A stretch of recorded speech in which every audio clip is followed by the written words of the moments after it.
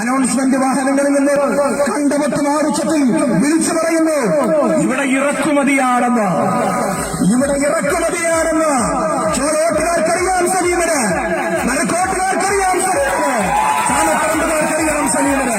കഴിഞ്ഞ 10-20 വർഷക്കാലം ഈ നാടിനോടൊപ്പം നിന്ന് ഐക്യജനാധിപത്യ മുന്നണിക്ക് വേണ്ടി, ഇന്ത്യൻ യൂണിയൻ മുസ്ലിം ലീഗിന് വേണ്ടി പോരാട്ടം നടത്തിയവരാണ് സലീമ്.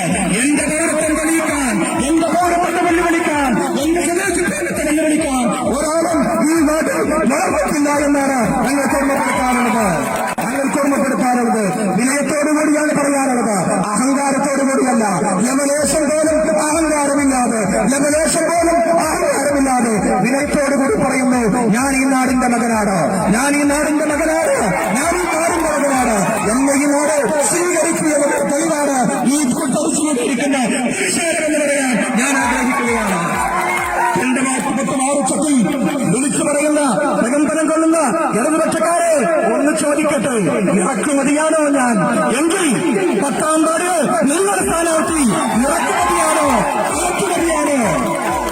അത് ഇറക്കുമതിയല്ല, അത് 16-ാം തീയതി കയറ്റി അയക്കുന്ന കയറ്റുമതിയായിരിക്കും എന്ന് പറയാൻ ഞാൻ ആഗ്രഹിക്കുകയാണ്.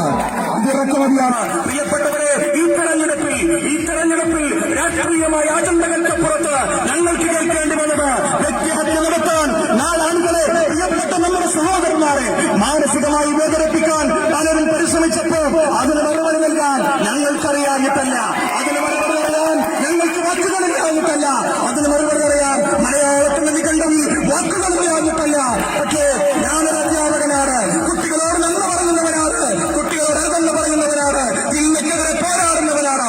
അതുകൊണ്ട് എന്റെ സംസ്കാരം, എന്റെ ഭാഷ, ഞാൻ പഠിച്ച വാക്ക്, അതിന് മറുപടി പറയാൻ ഞാൻ എനിക്ക് വാക്കുകളിലെ പ്രിയപ്പെട്ടവരെ. പക്ഷേ എനിക്കൊരവസരം നൽകിയാൽ ഈ നാട് കണ്ട ഏറ്റവും നല്ല, ഏറ്റവും മുൻമുട്ടിയ പരിഗണന കൊടുക്കുന്ന ഒരു വാർഡ് മെമ്പറായി മാറാൻ നിങ്ങളുടെ സ്നേഹം, നിങ്ങളുടെ പിന്തുണ, നിങ്ങളുടെ വാക്കുകൾ എനിക്ക് നൽകുവാൻ, അതുണ്ടാകുമെന്ന് പറയാൻ ഞാൻ ആഗ്രഹിക്കുകയാണ്.